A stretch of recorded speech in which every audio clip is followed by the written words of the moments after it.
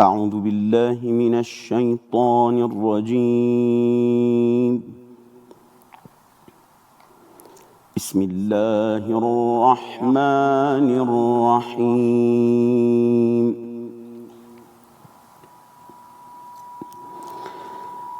لقد كان لكم في رسول الله أسوة حسنة لقد كان لكم في رسول الله أسوة حسنة لمن كان يرجو الله واليوم الآخر وذكر الله كثيرا.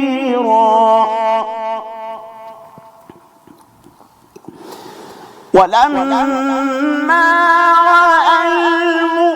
المؤمنون الأحزاب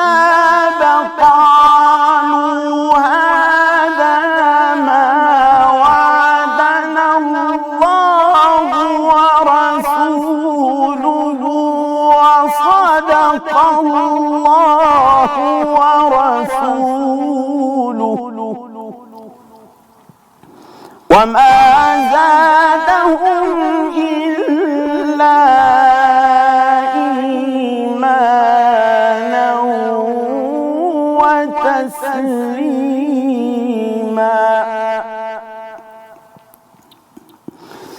من المؤمنين رجال صدقوا ما عاهدوا الله عليه فمنهم من قضى نحبه ومنهم من ينتظر وما بدلوا تبديلا. صدق الله العظيم. خۆشەویستان، ئەم قورئان خوێندنەی کاک شێخ ئێمەی جێڕایەوە بۆ ساڵانی ڕابردوو بۆ دەنگە خۆشەکەی قورئان خوێنی بەناوبانگی جیهانی شێخ عەبدولباسط عەبدوسەمەد کە ئەم قورئان خوێنە بەناوبانگە لە ساڵی 1927 لە میسر لەدایک بووە، لە ساڵی 1970 لە 30 مانگی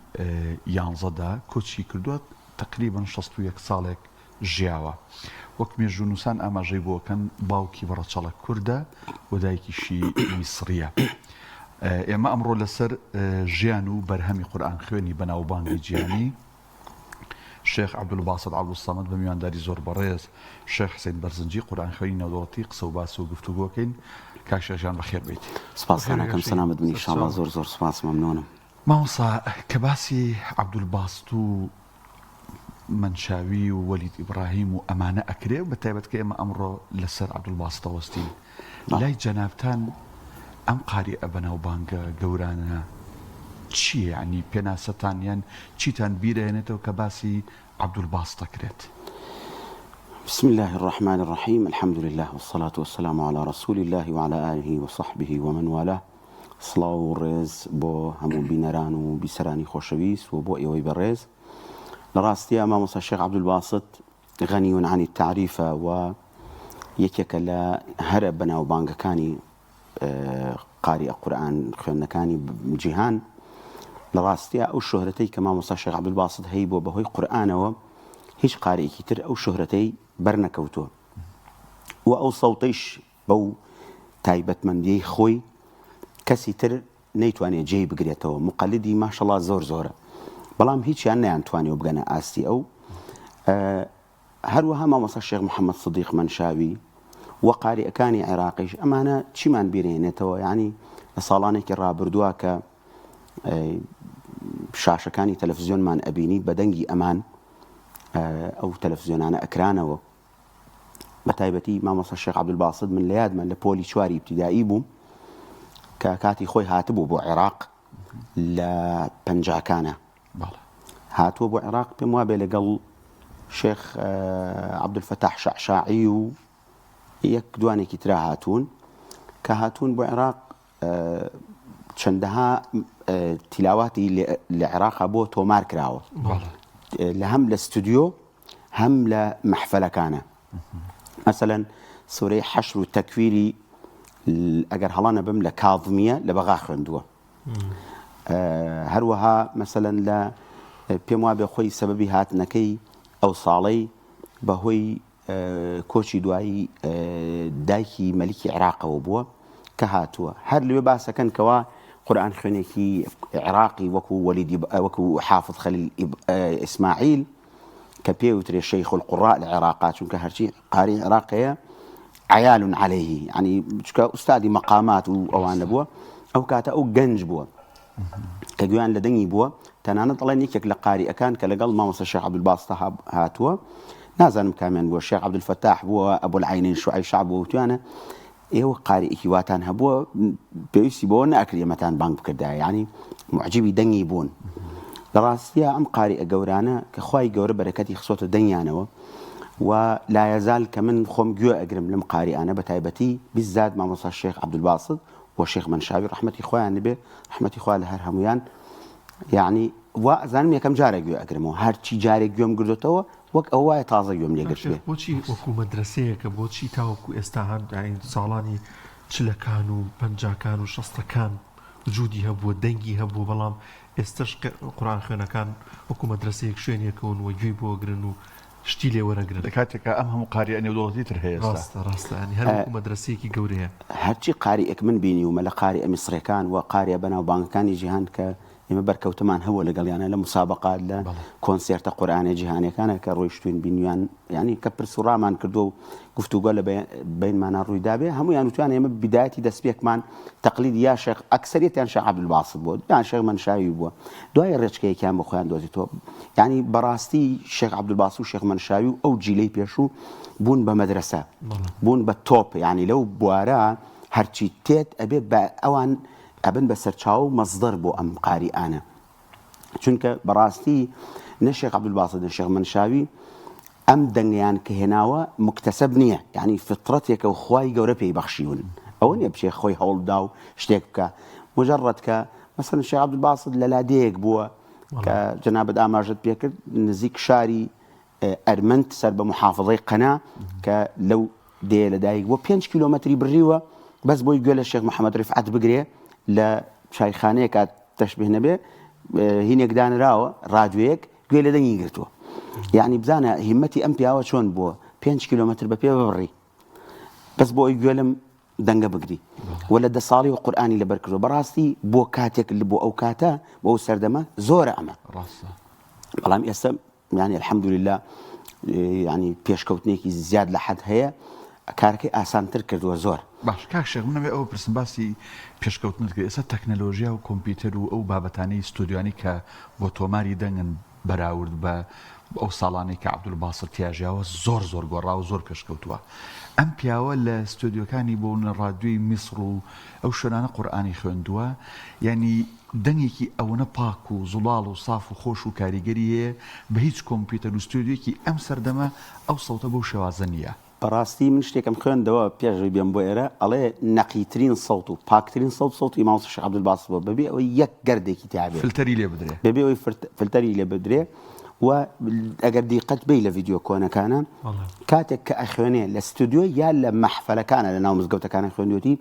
نزیکەی نیو مەتر زیاتر مایکەکە لێوەی دوورە بەوەش ئەو سەوتە خۆشە دەرچووە ئێستا ئەجیزەی سەوتی پێشکەوت و دەستکاری سەوتەکە شەکرێ لەگەڵ ئەوە کە دوایەوەی مۆنتاژەکرێ مەحفەل نا بەڵام ئەوانی تر کە لە ستودیۆ ئەکرێ هەمووی فلتەر ئەکرێ دە لەگەڵ ئەوە شایەشا ناگێت تا ئاستی ئەوەی کە مامۆستا شێخ عەبدولباسط یا شێخ منشاوی ڕەحمەتی خۆیان لێبێ کە ئەدایان کردەوە بەڕاستی ئەمەم ئەنی من بۆ خۆم بۆ هەستەکەمەم خوای گەورە ئەم شەخسانەی تایبەت کردووە بە قورئان خوا دروستی کردوون بۆ ئەوەی خزمەت بە قورئان بکەن و دەعوە و بانگەوازی ئەوان لە ڕێگەی ئەو دەنگەوە بوو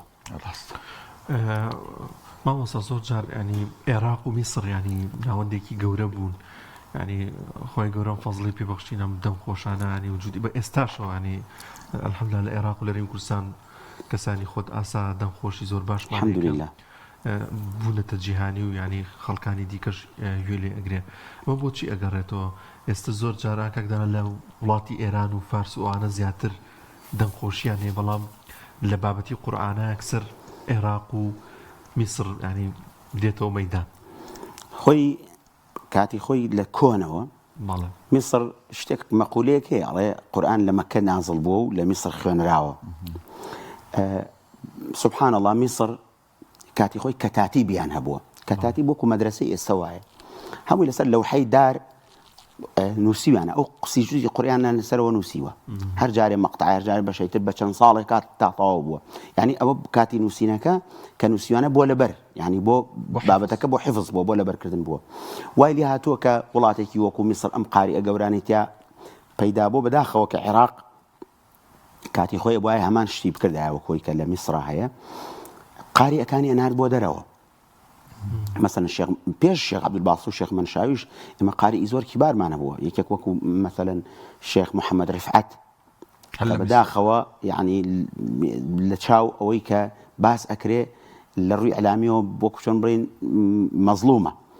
كبيوترا وقيثاره السماء اجتماع بل اجتماع عند اويكا ما وكاتي خويا تسجيل كاو بس لسر قوان كراوه بەڵێ بەڵێ دنگكشي لە یوتیوب سێرچی بۆ بکەی هەیە بلى محمد رفعت استاذي كله هميان عيال يعني بو محمد رفعت مثلا دنيكي وكو شيخ كامل يوسف البهتيمي كتقريبا معاصر ابو الشيخ عبد الباسطوان يا كونتربي اما بيوترا صاحب الحنجره الحديديه دنجي اسنين يعني بطبقاتي برزوا اخوانيه علي اخواته يعني طبقي برز ببي او بيوي هستي بيبكي كام دنگا هي او بياويه كدمي اجولين ان جاء زانيه ما او طبقه برز اخواني ببي او يقدر قرف دروز بي لتلاوه ولا دنگا يعني كمحللي صوتي دين يلم صوت ادرن بو اوقات وزمانه بيان سيره دنيكي اوا جامه بستم اما مصر كام قارئاني انار دروا تلاوي مصري ومدرسي مصري بو بستاندرد عالمي لمسابقات كان لمهرجان كان لمحافل دولية لكونسيرت قرآن كان أما بوبا يعني بوبا اشتكي الرسمي يستد تنانات هر مسابقة لجهانا أكريبو بابتي دنخوشي إلا بتلاوي مصري به من حزمك العراقي شتيابه شو العراق دولة من بمقامات يعني أقل بيت سرباسي مقامات دن وآواز عراق دولة من ترى لمصر لو الروح بلام سبحان الله مصر كاتي خوي مرجع عندنا أو بقارئ بها مو قرآني لبربه أبي بلايني كم كان قراءاتك بزاني مثلا حفص وشعبة وشي وأنا بزاني حتى إمامتي أنا داو بكسك إمامتي بيش نجيبك أقر قرآني لبربه نبرنبت يستشفي بأموابه لمصر واية يعني كسك أقر قرآني لبرنبه توظيف ناكري اللي صار أوقاف بو إمامتي بك يعني ما بستكم أمية مصر أوقاته زور اهتمامي كيف بداو العراق شام مدارسي زور باشا بوا كمثلا حافظ خليل إسماعيل وحاج محمود عبد الوهاب والشيخ قلقالي ومجموعة لا قارئة هرقورة كان كاتي خوي دنيان زور يعني كاري قرب ولا سر طلو دروني خلق وطبعا سوشيال ميديا ونبوه تنها تلفزيوني جار راديو هيك هبوه لقال أو شاء أو ناوبانجيان أو كاتا هبوه يعني بويا مدرسة عراقي ومدرسة مصري دو مدرسة جورن بلام مدرسة مصري لبيشتري عقلانة ترتواني أنا ويك بيوتريس بزماني سب ماركتيني بوبكن أوان تواني أنا قارئ كان خوان كاتي خوي هنار دبكن بولاتاني الأمر زور مهم استش لا يزال كمان جر رمضان ده أزهر جامعة أزهر قراءات قارئ كان كو كانوا حتى تنالت بو أمريكا بو دنمارك بو روسيا بو فرنسا بو أوروبا بو مثلا الشرق بو آسيا بو اندونيسيا بو وڵاتانە فليبين قارئا يرن ماي رمضان بيجنوجيا كان محافلنا كان يعني سلام بين او برنامجان كحكومتي مصري خوي مباشر حكومتي مصر وزارة اوقاف وزير اوقاف لقال برين ستافي اوقافه خوان اعلاني مسابقه دولة التلاوة عن كرت نازم اقادار بن مسابقه يجگار قورو ضخمه بس بو قارئ كان مصر حڵ بژاردنە بۆ ئەوە پێمان خۆشە گوێمان لە قورئانی بەس من یەک پرسیارەکەم عەبدولباسط و منشاوی لە یەکسەر دەماژیاون یا کامێ لە کامیان گەورەترە پێم وابێ شێخ منشاوی گەورەترە بس مع الاسف بەڵێ بەیەکەوە سەفەریان کردەوە بۆ چەند شوێن بەیەکەوە قورئانیان خوێندەوە بۆ ئەندۆنیسیاش بەیەکەوە ئەڕۆن کە ئەوە گەورەترین سەفەریان بووە کە 9 ملیۆن خەڵک گوێی لیان گرتووە لە مەحفەلێکە قورئان. بەڵێ عەبدولباسط سبحان الله کە خوای گەورە و مەکانەتەی داوە پێی سەرۆکی پاکستان لە مەطار خۆی دێتە مەطار استیقبالێکە. ئەمە گەورەی قورئانە. تۆزەی کە قورئانمان بۆ خوێنی بە دەنگی مامۆستا إن شاء الله. أعوذ بالله من الشيطان الرجيم.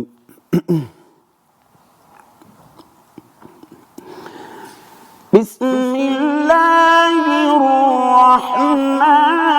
الرحيم.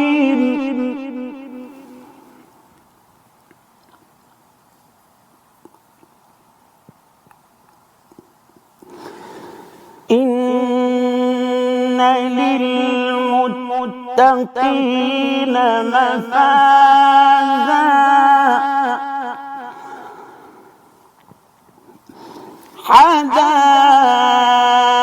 حدائق وأعنابا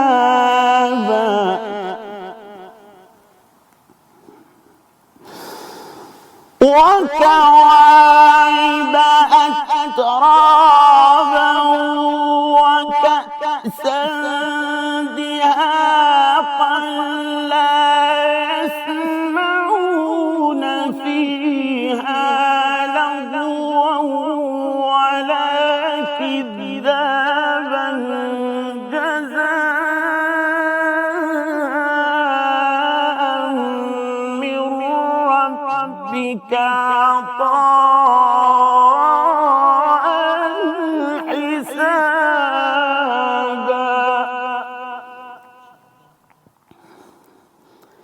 رب السماوات والأرض وما بينهما الرحمن. رب السماوات والأرض وما بينهما الرحمن لا يملكون منه خطابا. صدق الله العظيم. جزاك الله سەگەن یخۆ دەست چاو خۆش بێ زۆر سەکەین لەگەڵمانەوەی خۆی گەورە پاداشە بات ئینشاءالله بەخێر و چاکە بۆمان ئینشاءالله. چەند لەسەر عەبدولباسط قسە بکەین هێشتا کەمە و چەندیش گوێمان لە دەنگی کاک شێخ بێ بەبێ مجامەلە هێشتا هەر کەمە. بەڵام کاتی جەنابەت دووە بزانم دەربڵنای هەم کاتەکەی ئێمەش وردە و دەخوای گەورەتان ڕازی بێ ئینشاءالله.